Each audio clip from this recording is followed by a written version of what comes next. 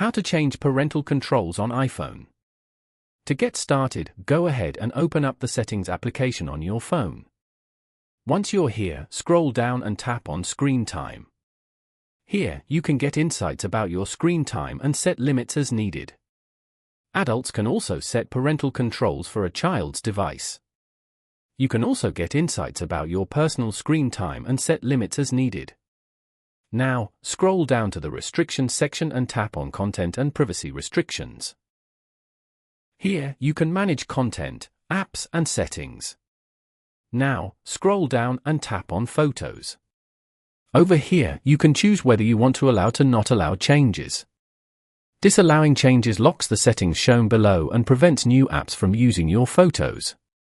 You can now go back and repeat this for other options as well. For example, contacts. Following these steps, you can easily change parental controls on iPhone.